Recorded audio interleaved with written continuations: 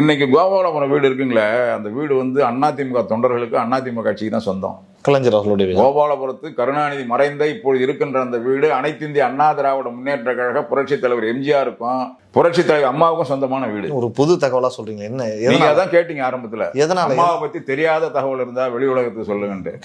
எதனால அது அவங்க ஒரு மார்வாடி கிட்ட அவர் கடன் வாங்கிட்டு அந்த வீட்டு பேர்ல கடன் வாங்கிட்டாரு. மார்வாடி வீட்டை ஏலத்துக்கு கொண்டு வரான்.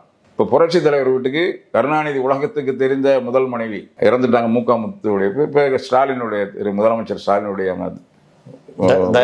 தயாளம்மாள் கருணாநிதி அவருடைய மனசாட்சின்னு சொல்ற முரசொலி மாறன் 3 பேரும் ராமாவரம் தோட்டத்துக்கு போயிட்டு 3 பேரும் நெடுஞ்சாங்கடியா நான் பார்க்கல, என் மாமன் சொன்னது.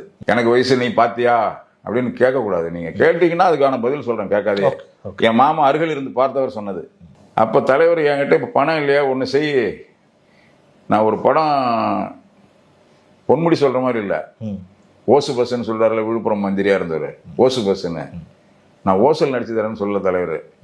நான் சம்பளம் வாங்காத படம் ஒன்று நடிச்சு தரேன், மேகலா பிக்சர் சார்பாக படம் ஒன்று எடுத்துக்க,